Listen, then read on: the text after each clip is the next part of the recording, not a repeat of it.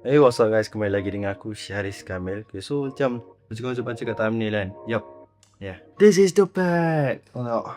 Rasa aku patut jual ke tak sebab aku rasa macam kalau kau tanya yang ori ke tak kan, yes, it's ori, it's original. And aku beli dalam 800 lebih. Aku beli time tu 800 lebih. And now tahu lah, aku rasa macam nak lepaskan lah. So agak-agak berapa aku lepaskan? Kau rasa kan? Kau nak agak berapa harga aku nak lepaskan? So basically aku rasa macam aku nak letak murah je, 300 lah, 300 sebab aku nak untung juga kan. Bila aku fikir balik kan, kalau aku jual balik bag ni, duit tu aku boleh guna banyak lagi untuk buat benda lain kan, selain pakai bag ni kan. Beli something else macam kasut ke, outfit ke. Sebab sekarang aku sekarang tengah belajar outfit tu. Terus sekarang bye. So kalau kau tanya aku beli kat mana ni, aku beli kat tempat sama dengan aku cakap kat korang, aku nak jual bag ni. So tempat dia sama, platform dia sama. So platform apa tu? Apps Carousel. So apps Carousel ni apa? Apps Carousel ni korang boleh jual, korang boleh beli barang yang terpakai ataupun brand new kan. Ikut kesukaan orang, korang boleh jual dan korang juga boleh beli.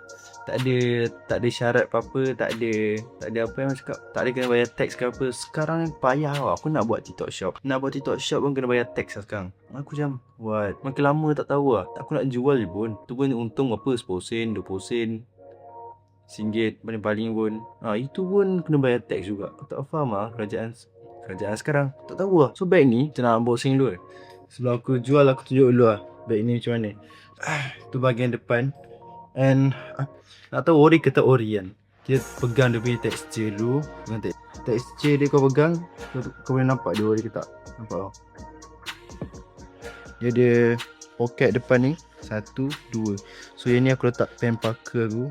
Pen parker Parker. Okay, so ni pen parker aku. And kalau korang tengok dalam ni lah, nampak Ini wajib ada.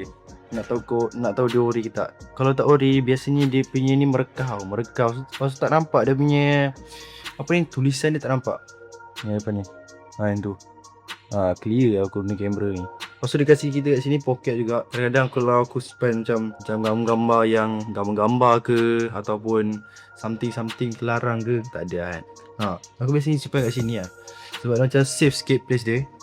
And dia, ruang dia kira sampai sini lah dalam dia. So basically macam ni. So sini sampai sini. Tu poket dia macam biasa aku letak botol air. Mak botol air aku macam biasa, 2 poket. Yup.